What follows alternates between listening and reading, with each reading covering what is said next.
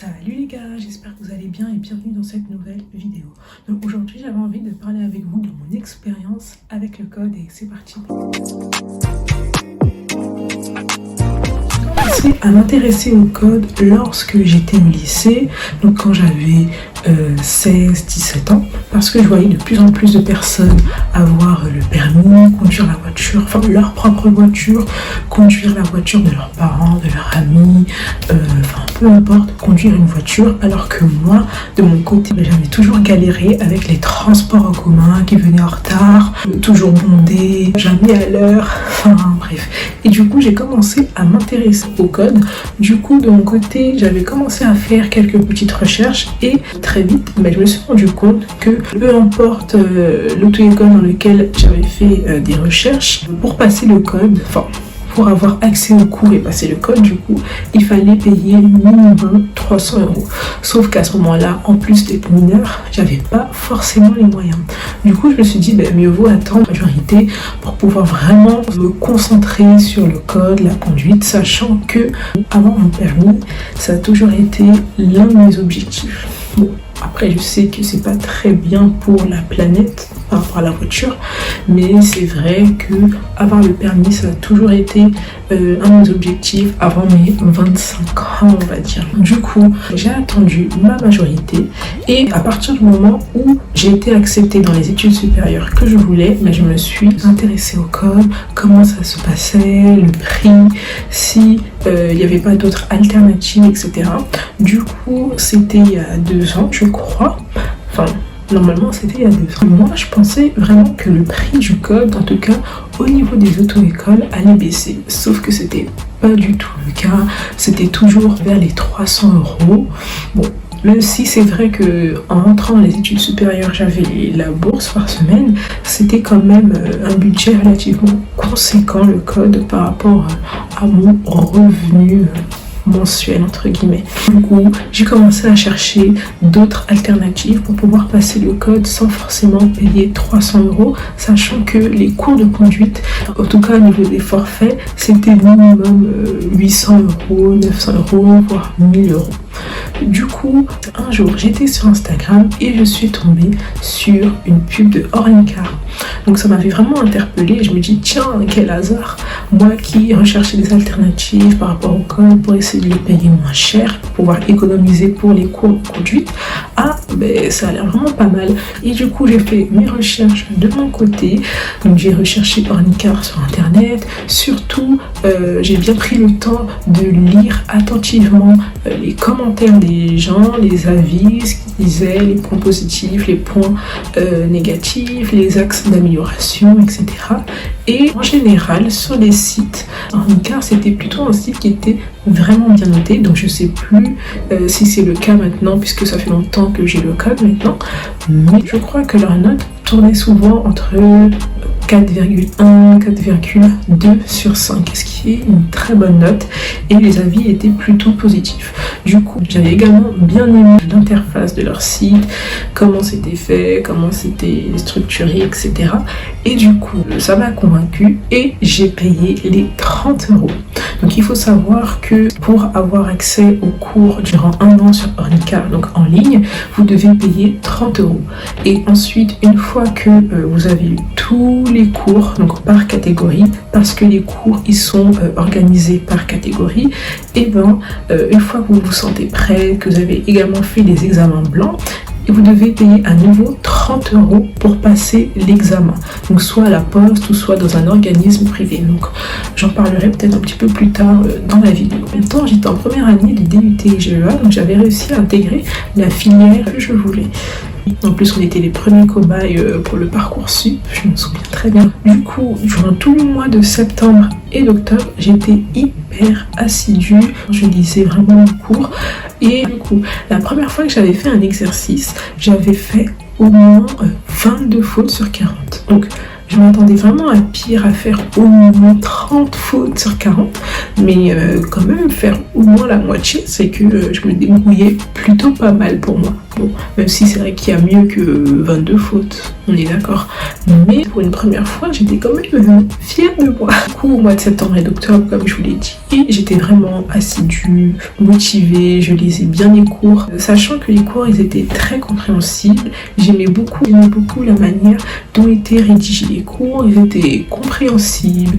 Donc les mots, ils étaient plus ou moins simples, ce qui permettait à n'importe qui de comprendre le cours et d'assimiler les connaissances. Moi, ce que je faisais en même temps que je lisais le cours, et c'est ce que je vous recommande si vous passez en candidat libre votre code, c'est d'avoir un livre comme ça. Donc moi, c'est carrément un grand cahier. Vous pouvez prendre un petit cahier et dedans, à chaque fois que je lisais un cours, je prenais également des notes sur le cours en fait que je lisais. Et voilà. Comme ça me permettait d'assimiler plus facilement et de retenir mieux les choses. Je trouve que, personnellement, lire le cours comme ça, sans rien faire à côté, sans écrire, pour moi, c'est pas trop possible parce que je sais que je vais rien retenir et que ça va rentrer par là et ça va sortir par là. Alors que si je lis et en même temps, je prends des notes et puis que de temps en temps, je relis ces notes-là, et bien je vais beaucoup plus facilement et beaucoup plus rapidement assimiler les choses, assimiler les cours et assimiler toutes les connaissances que je suis censée acquérir pour avoir le code. Et comme je l'ai dit, septembre et octobre, j'étais hyper motivée. Surtout que au niveau de mes études, au tout début, vu que c'était la première année, on avait des gros blocs de 2 heures voire 3 heures de pause. Et du coup, durant ces pauses-là, j'avais vraiment beaucoup de temps libre pour me consacrer au code. Sauf que tout ne s'est pas passé comme prévu. Vers octobre, donc vers mi-octobre, je crois qu'on a des vacances. Et là, on nous apprend qu'on n'aura qu'une semaine de vacances et pas 2. Et que après ces vacances-là, on aura des partiels. Sauf que moi, ça avait complètement chamboulé mon planning parce que j'avais réussi à intégrer, entre guillemets, des sessions de code à mon planning d'école. Sauf que là, ça a complètement chamboulé et du coup, je me suis dit qu'il vaut mieux pour moi de mettre le code de côté et de prioriser mes études, ce qui est logique. Et du coup, c'est ce que j'ai fait. Donc, fin octobre, donc non, c'est milieu octobre qu'on est en vacances. Donc, milieu octobre jusqu'au mois de juin, j'ai carrément mis de côté les cours de code.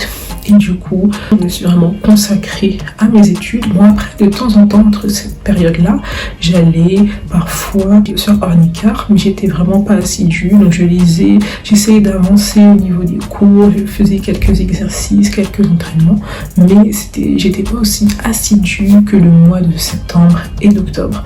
Parce que à chaque fois qu'on avait des vacances, à la fin, à la rentrée, on avait une semaine de partiel.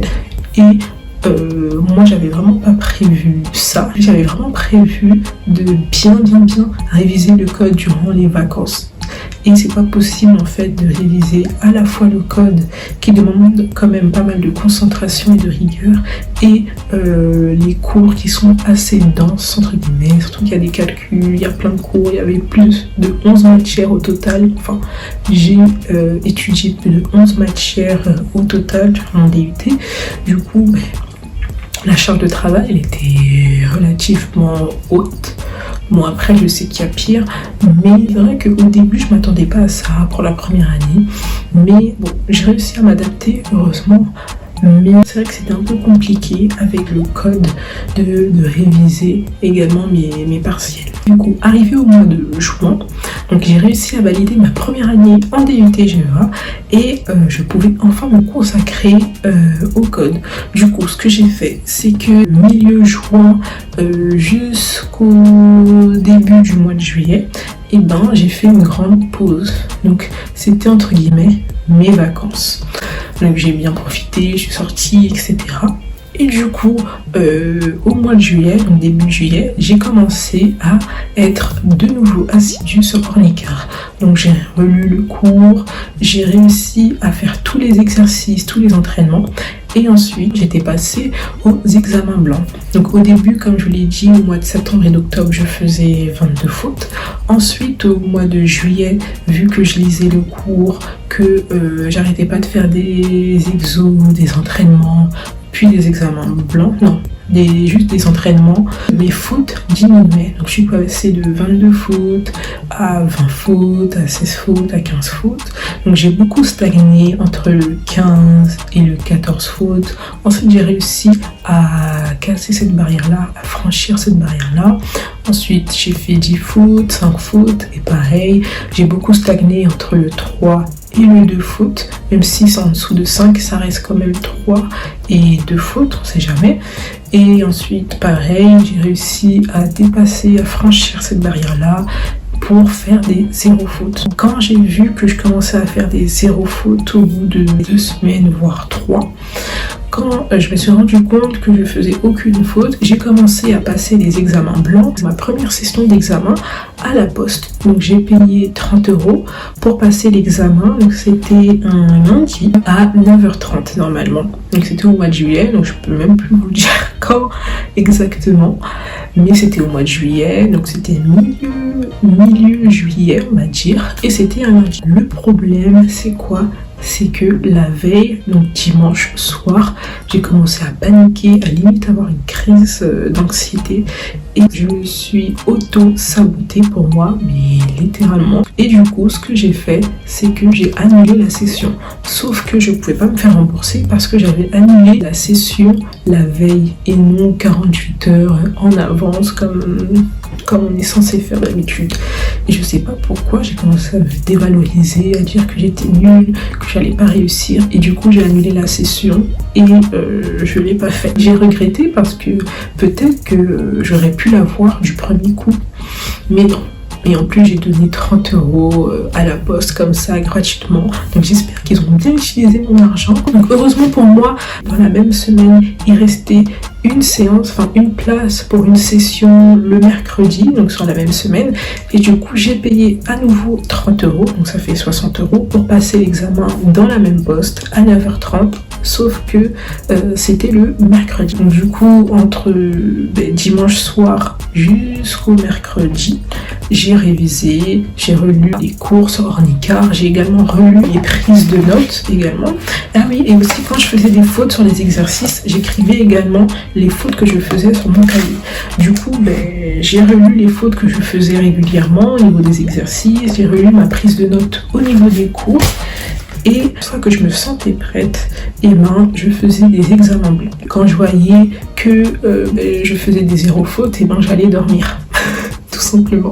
Arrivé le mercredi. Là, le mercredi, j'ai commencé à stresser, mais vraiment stresser, parce que ça restait un examen. Et que j'avais peur d'être en retard, et j'avais peur d'échouer, surtout que je l'avais dit à tout le monde que j'allais passer le code. Du coup, double stress pour moi. Je suis partie à la poste en avance. Donc j'étais la première à l'arrivée. Tant j'avais peur de venir en retard. Et finalement, je suis arrivée la première là-bas. J'ai eu peur pour rien. Plus les minutes passaient et plus il y avait du monde. Donc on était environ une quinzaine, voire vingtaine. Et très vite, je me suis rendu compte que les personnes qui étaient avec moi, c'était des personnes qui avaient déjà raté une première fois le code. Et ça m'avait vraiment stressée. Parce que je me suis dit, imagine-toi Victoria, tu rates le code, même si ça coûte pas trop cher, je sais que ça va te faire chier, etc. Et en fait, c'est comme si j'avais absorbé toute l'énergie des gens qui étaient autour de moi. Tout le monde était tendu, stressé, ce qui est normal parce que ça reste un examen. Mais tout le monde était tendu et stressé. Et moi, comme je suis une véritable éponge, j'ai bien absorbé leur énergie. Et du coup, j'étais doublement stressée. J'étais vraiment hyper anxieuse. Donc ensuite, il était 9h30 du coup. On s'est fait accueillir par 2 personnes de la poste. Donc on nous a demandé de mettre nos affaires dans un casier. On nous a demandé de présenter notre numéro NEPH ainsi que notre pièce d'identité. On nous a installés. Donc chacun avait une table et on était tout seul. On avait une tablette et un casque. Du coup, les 2 messieurs, Non, c'était une dame et un monsieur. Ils nous ont expliqué comment allait se passer, comment allait se dérouler l'épreuve. Ensuite, on a mis le casque et une nouvelle fois, une dame sur la tablette nous a expliqué comment allait se dérouler l'épreuve. Donc on a eu 3 questions test pour voir si le matériel fonctionnait bien et pour surtout nous montrer comment il fallait répondre à des questions, que ce soit des réponses simples ou des réponses à choix multiples. Et moi, durant toute l'épreuve, donc une fois que les 3 questions tests sont terminées, et moi, durant toute l'épreuve, j'étais hyper stressée. Tellement stressée que j'arrivais pas à me concentrer sur la session. D'ailleurs, par un moment, je regardais comme ça autour de moi parce que j'étais trop stressée et ça me stressait terriblement de regarder ma tablette, alors qu'en fait c'est le but était là pour ça, c'est un examen quoi. Et du coup ça n'a pas loupé, donc 1 heure après ou 1 heure et demie après, je reçois les résultats par mail et j'ai échoué. Donc j'avais fait 7 fautes, les 2 fautes de trop. Est-ce que ça m'avait choqué? Non, ça m'avait pas choqué parce que j'étais tellement stressée et faut pas se mentir, je regardais presque même pas ma tablette, je regardais même pas ce que je faisais, je prêtais même pas attention à ce que je faisais, tellement j'étais stressée et angoissée. Du coup, je suis rentrée chez moi et bon, j'étais un petit peu triste forcément, mais je me suis pas laissée abattre et j'ai continué à relire mes cours, à faire des exercices. Ah oui, et aussi j'ai oublié de dire que quand vous recevez le mail de la poste ou de l'organisme privé dans lequel vous avez passé le code, que vous l'ayez ou pas, on vous dit tout le temps à quelle catégorie vous avez fait de faute. On vous dit pas exactement à quelle question, mais on vous dit tout le temps à quelle catégorie vous avez fait des fautes. Donc moi, c'était surtout la sécurité routière et le conducteur. Oui, c'est toujours les deux de toute façon. Ça a toujours été les deux qui posaient problème. Du coup, je suis rentrée chez moi, j'ai relu les cours, surtout le conducteur et la route, les 2 catégories dans lesquelles j'avais fait le plus de fautes. Donc j'ai bien prêté attention à ces cours-là. J'ai refait les exercices, les examens blancs, etc. Et 1 semaine après, j'ai à nouveau payé 30 € pour passer le code dans la même poste à 9h30 comme d'hab. Et là, c'était un mardi. Donc c'était mardi de 1 semaine. Donc là, on était vers la fin du mois de juillet. Non, je crois qu'on était même au début août. Oui, c'était début août 2019. Et j'ai payé l'examen 30 € pour le passer un mardi à 9h30, donc le matin, toujours le matin. Et du coup, je me suis entraînée, j'ai fait tous les examens blancs et j'avais tellement fait les entraînements sur Ornica et tellement fait les examens blancs que je connaissais limite tout par cœur. Enfin, pour moi, je connaissais tout par cœur. Même les résultats, ce que Ornica allait me sortir si je faisais de fautes, je connaissais vraiment tout. Et du coup, pour moi, c'était bon, pour moi, j'étais prête et ça allait le faire. Du coup, à nouveau, je vais à la poste, donc mardi à 9h30, je suis toujours la première à arriver, sauf que là, il y a de nouvelles personnes, donc là, on est beaucoup moins que la dernière fois, je crois qu'on était une dizaine, voire une douzaine. Ah oui, et aussi, ce que j'aimais bien également, c'était de voir différents profils. C'est vrai que la première fois, je m'attendais beaucoup à voir des gens comme moi, de mon âge, ou qui ont à peu près mon âge, alors que non, il y avait des gens qui étaient beaucoup plus petits que moi, enfin semblaient être plus petits que moi. Il y avait d'autres personnes qui étaient limite des parents, voire la trentaine, quarantaine, parfois cinquantaine. Donc en fait, il n'y a vraiment pas d'âge pour avoir le code, décrocher son permis et avoir sa première voiture. Enfin, tout le monde peut y arriver quoi. Là, j'étais beaucoup moins stressée que la première fois parce que je savais comment allait se dérouler l'épreuve, qu'on allait être face à une tablette et avoir un casque, qu'il fallait se munir une pièce d'identité de son numéro NPF, donc ça c'est la base de toute façon, qu'il m'allait nous expliquer 2 fois le déroulement de l'épreuve, une fois par les 2 personnes de la poste et la seconde fois par la dame sur la tablette, etc. Donc on a eu les 3 questions test, bien évidemment, et durant l'épreuve, j'ai réussi à un petit peu plus me concentrer sur ce que je faisais au niveau de la tablette, mais j'étais quand même pas trop sûre de moi. 1h30 après l'examen, donc je reçois un mail de la poste me disant que j'ai encore échoué le code, sauf qu'au lieu de faire 2 fautes de trop, j'avais fait une faute en trop. Et c'est vrai que j'avais vraiment le seum parce que rater le code à une faute, c'était vraiment trop pour moi. Et du coup, j'étais vraiment déçue quand je suis rentrée chez moi. Mais j'ai pas lâché. Au lieu de passer à chaque fois l'examen une semaine après l'ancienne, j'ai décidé de passer l'examen dans 2 semaines. Il me restait juste 2 semaines pour bien m'entraîner et passer l'examen. J'avais payé une nouvelle fois 30 €, sauf qu'au lieu de le passer à la poste, parce que j'avais un peu honte qu'on me voit une 3e fois dans la même poste, même si je pouvais changer de poste. Mais voilà, au lieu de le payer à la poste, j'ai décidé de le payer dans un organisme privé, je crois que ça s'appelait comme ça, et le nom c'est Code & Go. Du coup, j'ai payé une session à 14 h. Durant les 2 semaines et demie, j'ai révisé à fond les cours, etc.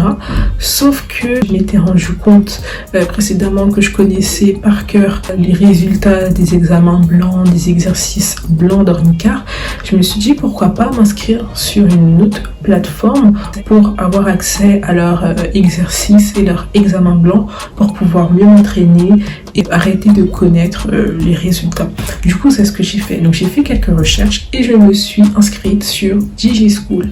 Et grâce à DigiSchool, j'ai pu avoir accès à des exercices que je n'avais pas fait sur Ornicar justement, et du coup je connaissais pas exactement les résultats.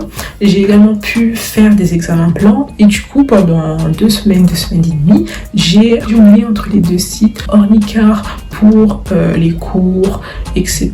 parce que j'aimais beaucoup comment étaient rédigés les cours et que c'était hyper compréhensible.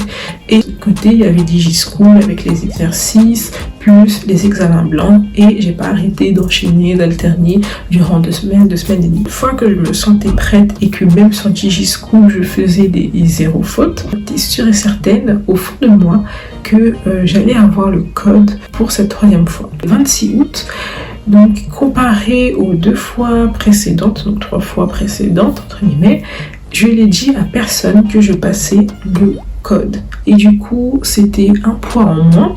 Et puis, j'étais hyper sereine parce que je connaissais tout en fait et que j'étais très bien préparée. Il n'y a aucune raison que je rate le code pour la 3e fois consécutive. Après, je me disais dans ma tête que j'avais 203, mais pour moi, dans ma tête, c'était sûr que j'allais avoir le code.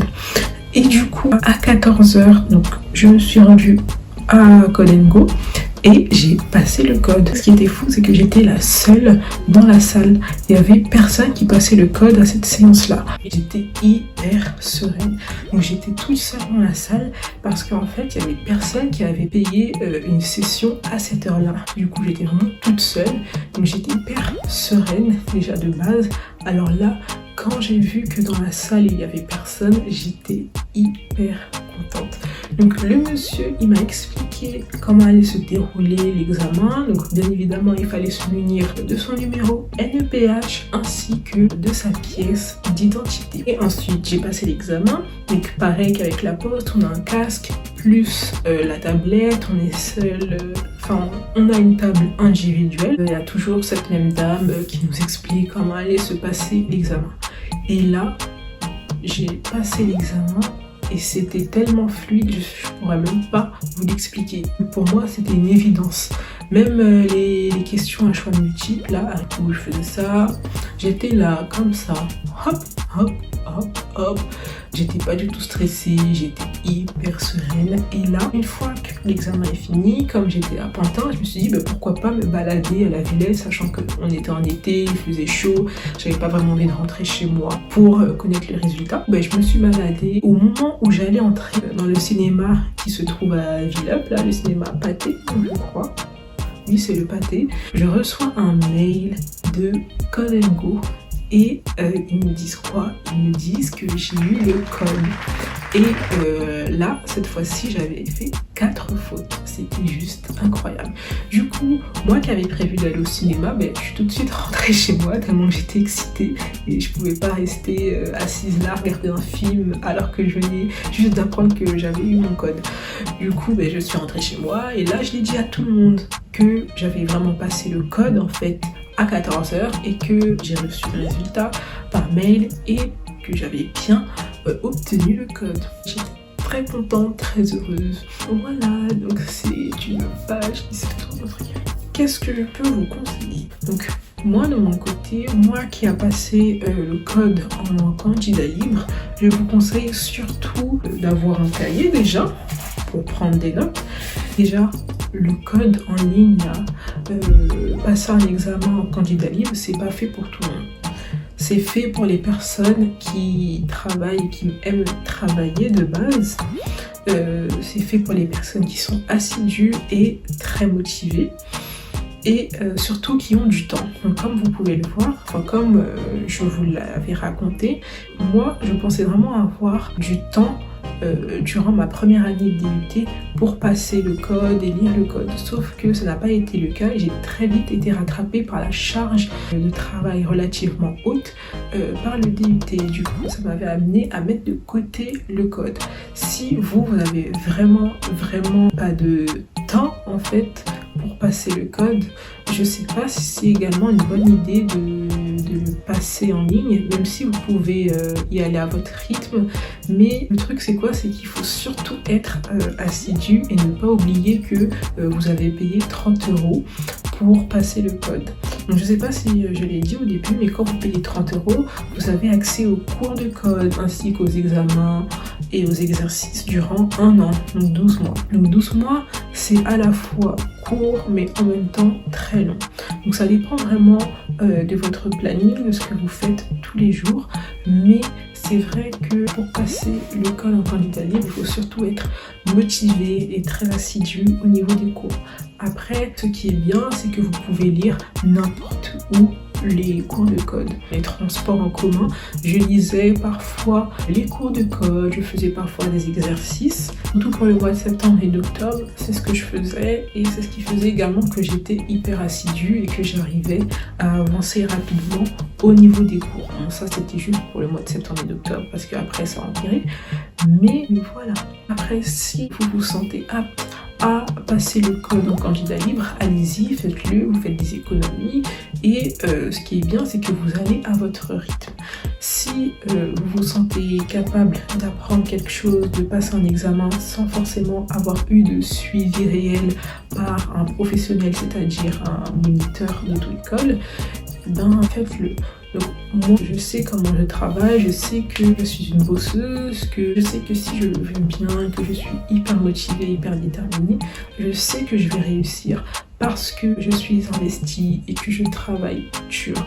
Du coup je savais que passer le code en candidat libre, c'était quelque chose qui était fait pour moi. Maintenant, voilà. Il ne faut pas se mentir et il faut être honnête, surtout envers soi-même. Si vous n'êtes pas capable de passer le code en candidat libre, alors vous êtes plutôt fait pour passer le code avec des auto-écoles traditionnelles. Du coup, la vidéo s'achève. N'hésitez pas à me dire dans les commentaires votre expérience avec le code, si vous avez eu le code ou non, toutes les fautes que vous avez faites, les échecs, vos peurs, vos angoisses. Également, si vous êtes plutôt candidat libre ou auto-école traditionnelle, n'hésitez pas à mettre des pouces vers le haut, à vous abonner, à activer la cloche parce que tout ça c'est gratuit. Donc vous pouvez retrouver mes réseaux sociaux en bas dans la barre d'infos. N'hésitez pas également à la lire parce que je la rédige évidemment. Et on se retrouve la semaine prochaine pour une nouvelle vidéo.